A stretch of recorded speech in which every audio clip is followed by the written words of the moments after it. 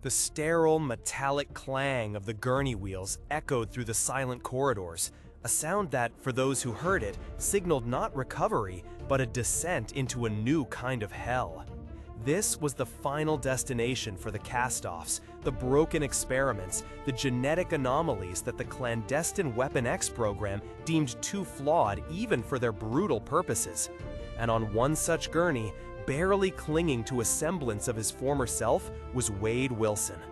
He had been promised power, a cure, a purpose.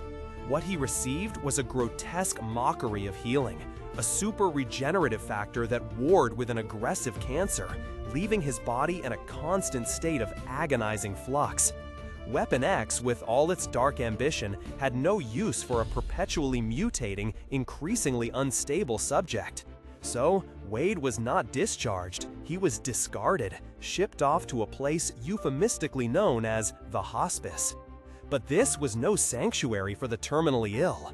The Hospice was a secret government facility, a grim sanatorium for failed super soldier experiments, a dumping ground where ethical lines blurred into non-existence.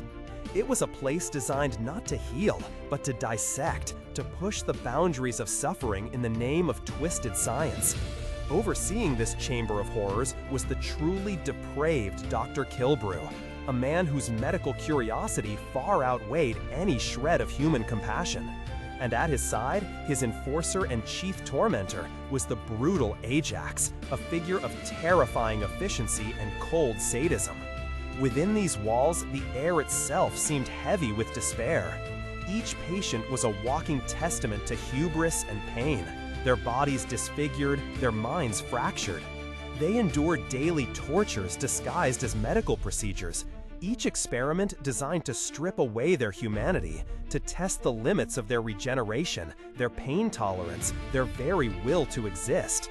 The only solace, if one could call it that, was the morbid ritual that had taken root among the patients. To pass the interminable hours, to reclaim some semblance of control in a world utterly devoid of it, they started a game. A dark, cynical, yet strangely compelling game.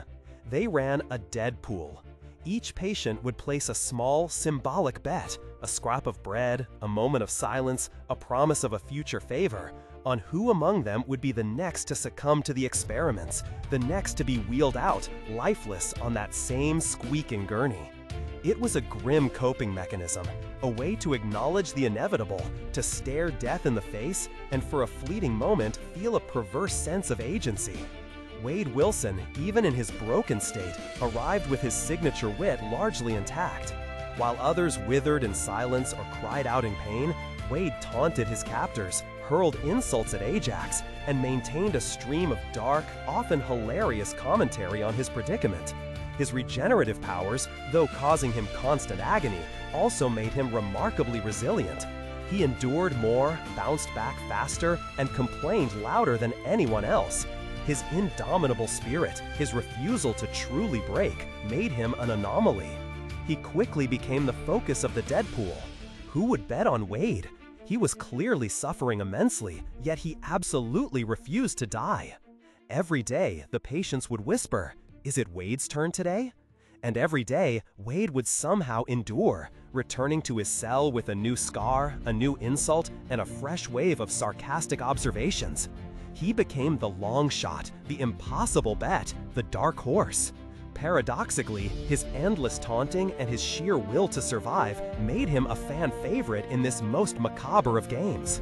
It was in this crucible of pain, this relentless grind of suffering and defiance, that the name began to stick.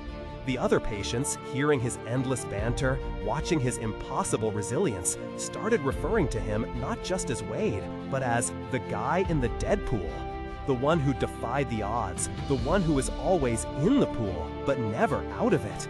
The moniker became an epithet of grim respect, a recognition of his unique and defiant spirit. And so, from the ashes of a failed experiment, from the very depths of a horrifying hospice, from the dark humor of a room full of dying men, a new identity began to coalesce.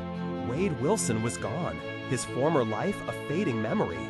In his place, forged in the fires of torment and baptized by the morbid bets of a death pool, was born the character we now know, Deadpool. It was a name that captured his essence, a man intimately familiar with death, perpetually on its doorstep, yet forever mocking it with a grin and a cutting remark. This origin story reminds us that even in the most horrific circumstances, human spirit, dark humor, and an unyielding will can find a way to forge identity. The name Deadpool isn't just a quirky moniker, it's a testament to survival, resilience, and the power of finding your unique voice, even when surrounded by despair. It's a powerful narrative, isn't it?